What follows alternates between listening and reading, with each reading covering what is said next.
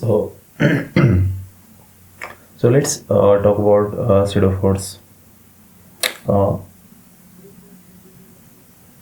Most people just confuse the pseudophores by saying just a formula that mass into negative of acceleration of the frame, right?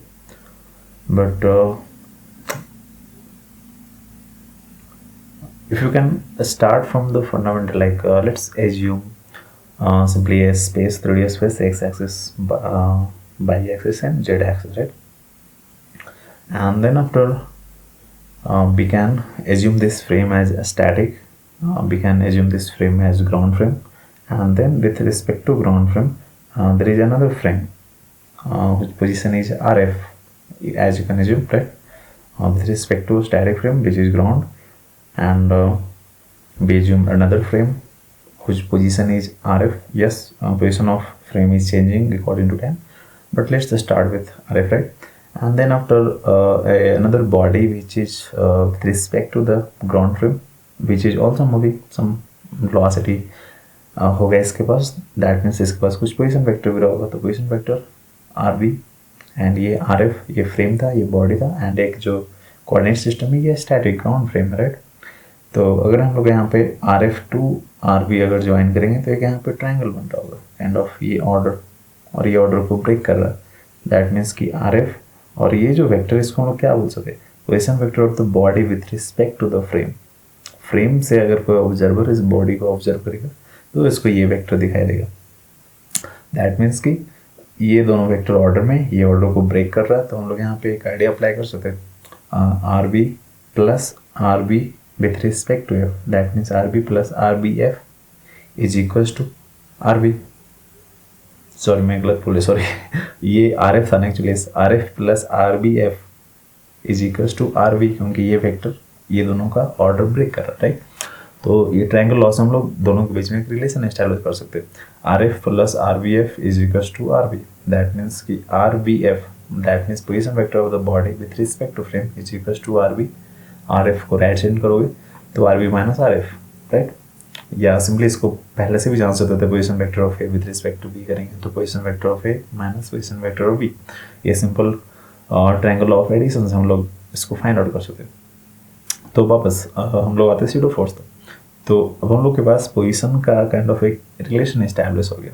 अगर इस equation को differentiate करेंगे तो हम लोग के पास क्या आएगा, first term velocity of v with respect to frame, right, is equals to velocity of the body minus velocity of the frame, right?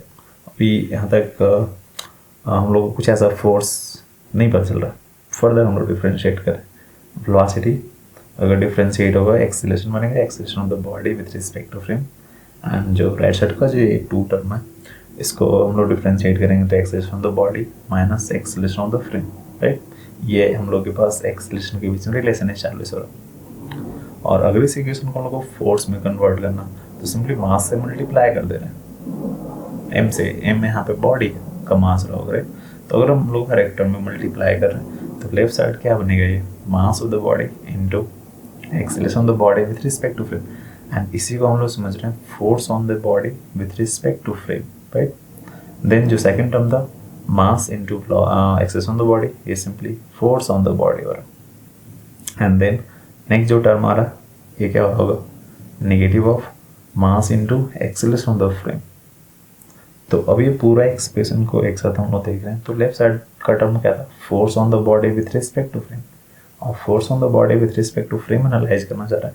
हम लोग पास दो टर्म से आ रहा है, एक सिंपली मास इनटू एक्सीलरेशन जो कि फ्रेम के अलावा किसी अदर सॉरी ग्राउंड फ्रेम के रिस्पेक्ट में इसमें टोटल फोर्स कितना लग रहा है, क्योंकि किसी फ्रेम के रिस्पेक्ट में इसमें फोर्स नहीं आ रहा, simply mass into acceleration of the body, that means कि force on the body total, and then एक सेकंड टर्म आ रहा, इसी को हम लोग pseudophores समझ रहे हैं।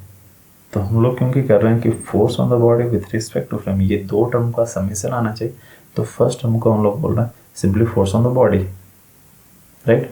And then after second term जो हो रहा है प्लस साइन के साथ, अगर माइनस हम लोग कॉमन कर लेंगे, कॉमन नहीं प्लस कॉमन करें तो ये minus A times acceleration of the frame, तो ये पूरे टर्म को हम लोग pseudophores के नाम से जान रहे हैं।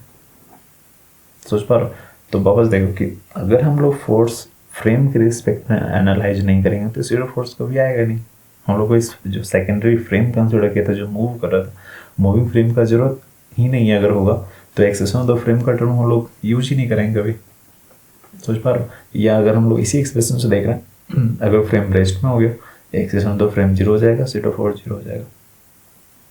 एंड अगर एक्सेलेरेशन नॉन जीरो हो रहा दैट मीन्स समथिंग इसमें फोर्स एक्ट कर रहा होगा सीटो फोर में।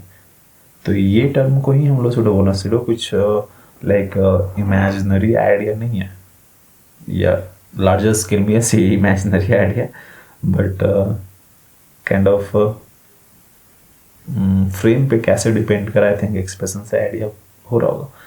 तो this is how we can get the expression for the pseudo force. I think it's quite easy if you always try to get it from the fundamental ideas, just like position, velocity, acceleration, like that. And whenever you try to get like just expression negative of acceleration into mass, it will mess up the whole idea of pseudo force. So almost every problem you can solve in both frames. Yes, some calculation will get reduced in this moving frame, or it is called non-inertial frame, but pretty much every problem you can solve using non-inertial frame. You can also solve in ground frame. So yeah, तो अब यहाँ पे एक और idea था कि ये जो फ्रेम है ये एक्सेलरेट अगर करना शुरू करता है तो इसी फ्रेम को हम लोग नॉन इनर्शियल फ्रेम बोलना शुरू करते हैं। कोई भी फ्रेम अगर एदर रेस्ट में है या फिर यूनिफॉर्म वेलोसिटी से मूव कर रहा तो हम लोग उसको इनर्शियल फ्रेम बोलते हैं। तो अगर कोई भी इनर्शियल फ्रेम होगा दैट मीन्स उसका वेलोसिटी कांस्टेंट है। दैट मीन्स हम लोग के पास जो आ रहा था velocity of v with respect to x equals to velocity of v minus velocity of f, further differentiate करोगे तो ये जो टर्म है वेलोसिटी ऑफ f ये जीरो में कन्वर्ट हो जाएगा। तो simply velocity of body with respect to frame equals to acceleration, acceleration क्या मैं बोल रहा था, वेलोसिटी को डिफरेंशिएट करेंगे तो एक्सेशन आएगा।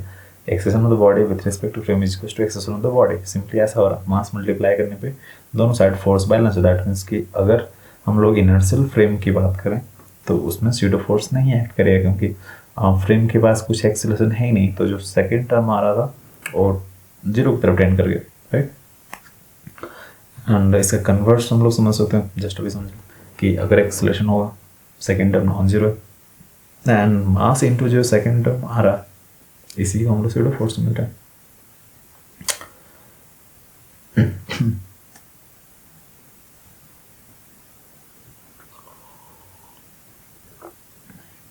इस स्टेट ऑफ फोर्स का आइडिया सर्कुलर मोशन के टर्म्स में बात करते हैं, क्योंकि सबसे ज़्यादा जो डिफ़िकल्टी होता है यहीं पे समझना डिफ़िकल्ट होता है कि सर्कुलर मोशन जब भी होता है तो एक सेंट्रीफ्यूगल फोर्स क्यों लग जा रहा है mv²/r। ये काइंड ऑफ थोड़ा ट्रिकी है बेसिकली।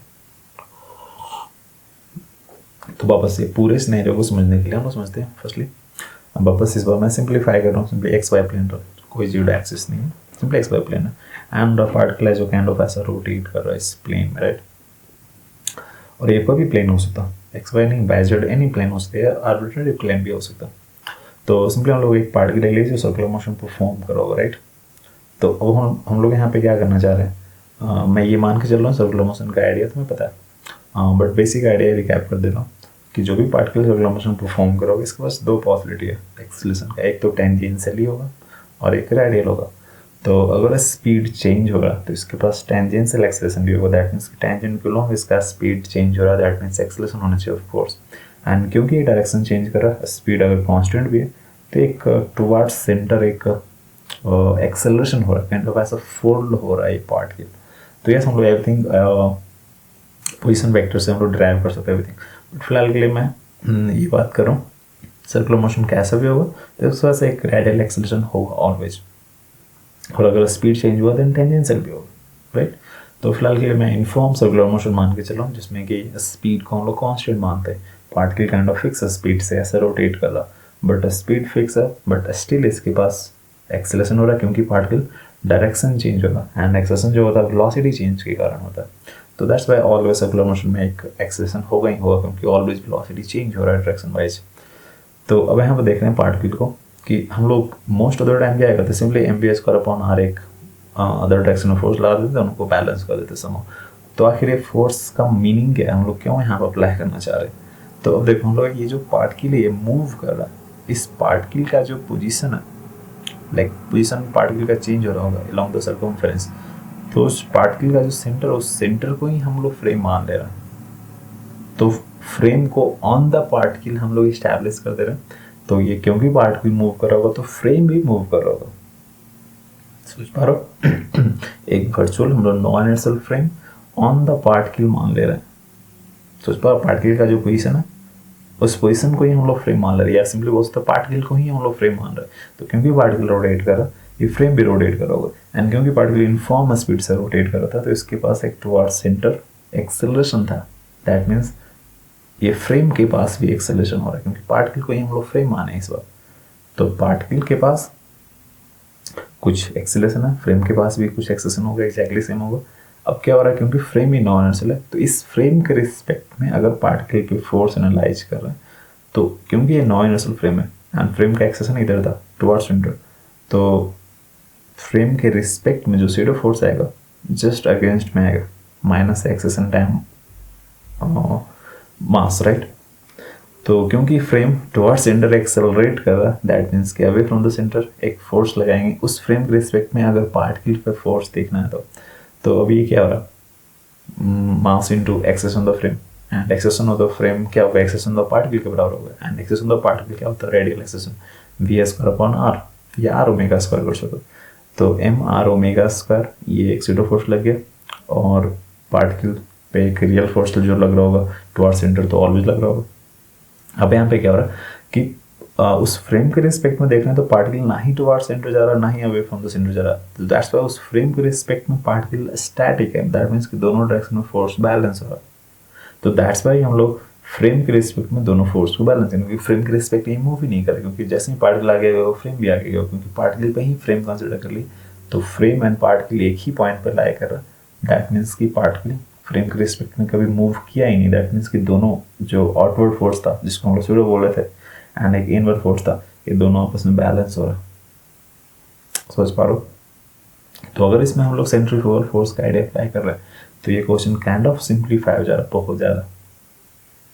लेकिन अगर सेम क्वेश्चन को ग्राउंड के रिस्पेक्ट में देखें, यहाँ पे कोई सीडो फोर्स का आइडिया अगर हम लोग अप्लाई नहीं करना चाहें तब भी ये बनेगा, बट थोड़ा कॉम्प्लिकेट हो जाएगा। देखो क्या हो रहा है कि अगर ये पार्टिकल कुछ ऐसा रोटेट कर रहा और ग्राउंड पे ऑब्जर्वर होगा, तो ग्राउंड पे ऑब्जर्वर के लिए particle kind of to and force backward जा रहा। अगर इधर गया होगा तो एक्स में थोड़ा ये ऐसा हो गया, वाई में थोड़ा ये अब ये चला गया वापस, तो काइंड ऑफ ग्राउंड के रिस्पेक्ट में इसका पोजीशन चेंज हो रहा है बार बार। सोच पा रहे हो? लेकिन वो जो नॉन इनर्शियल फ्रेम माने थे ऑन द पार्टिकल, उसके रिस्पेक्ट में चेंज नहीं हो रहा था, तो हम लोग सिंपली फोर्स बैलेंस कर दिए। लेकिन ग्राउंड के रिस्पेक्ट में क्या हो रहा, ग्राउंड क्योंकि स्टैटिक फ्रेम है, कोई सीडो फोर्स नहीं लगेगा क्योंकि एक्सेलरेशन तो फ्रेम जीरो है, तो दैट्स वाई जो सेकंड टर्म आ रहा था सीडो फोर्स में कैंसिल आउट हो जाएगा। तो वो हम पे क्या देख रहे हैं कि ग्राउंड के रिस्पेक्ट में सिर्फ इसके पास एक ही फोर्स लग रहा है, रियल फोर्स, जो कि रेडियल एक्सेलरेशन के फॉर्म में होगा। तो M V square upon R या एम आर ओमेगा स्क्वायर इधर फोर्स हो रहा है, एंड ये जो फोर्स होगा इस पार्टिकल को ड्राइव कर रहा, काइंड ऑफ टुवर्ड्स ला रहा एंड अवे ला रहा है बेसिकली। तो समहाउ ये पार्टिकल अपना पोजीशन चेंज कर रहा होगा। तो अगर हम लोग इस फोर्स के हेल्प से पार्टिकल का मोशन एनालाइज करेंगे तब भी बनेगा एग्जैक्टली सेम तरीके से। बट देख लो कि ग्राउंड के रिस्पेक्ट में देख रहे हैं तो पार्टिकल का मोशन काइंड ऑफ कॉम्प्लिकेटेड हो रहा। ये थोड़ा रोटेट करने पे पार्टिकल टुवर्ड्स नेगेटिव एक्सिस पे गया होगा एंड टुवर्ड्स पॉजिटिव एक्सिस पे गया, पोजीशन भी चेंज हो रहा है, वेलोसिटी भी चेंज हो रहा है, एंड काइंड ऑफ फिर से ये पूरा मोशन जो है काइंड ऑफ कभी फोर्स बैलेंस ही नहीं हो रहा। तो दैट्स वाई ग्राउंड के रिस्पेक्ट में हम लोग को सेपरेट इक्वेशन बनाना पड़ेगा। सोच पा रहे हो ऐसा? तो इस तरीके से बोल सकते हैं कि सर्कुलर मोशन को ग्राउंड के रिस्पेक्ट में सोल्व करना थोड़ा डिफिकल्ट है, और यस बहुत सारा क्वांटिटी फाइंड करना होगा जो ग्राउंड के रिस्पेक्ट में ईजी भी हो सकता है, ऐसा कुछ नेसेसरी नहीं है कि टफ हो। बट इन जनरल जो प्रॉब्लम्स होते हैं, जनरल आइडिया जो प्रॉब्लम्स होते हैं, तो उसमें बेसिकली हम लोग अगर पार्टिकल को खुद फ्रेम कंसिडर कर लें देन पूरा एवरीथिंग सिंप्लीफाइड हो जाता। सो या I guess pseudo force that's it. और एवरी टाइम कोशिश ये होना चाहिए कि जब भी तुम प्रॉब्लम बनाओ तो डायरेक्टली सीडो फोर्स का टर्म यूज ना करो, एटलीस्ट फ्यू स्टार्टिंग प्रॉब्लम में तुम्हारे दिमाग में चलना चाहिए position, velocity, then acceleration, mass multiply के फोर्स का रिलेशन इस्टेब्लिश हो रहा, वहाँ से बेसिकली बिगिन करना. And then after a few problems you will get to know that of course pseudo force is negative of mass into acceleration of the frame.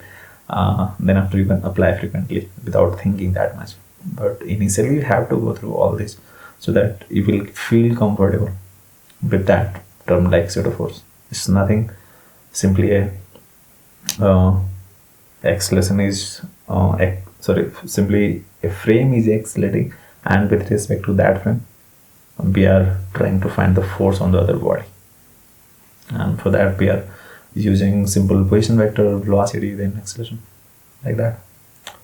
So yeah, thank you. See you in the next one probably.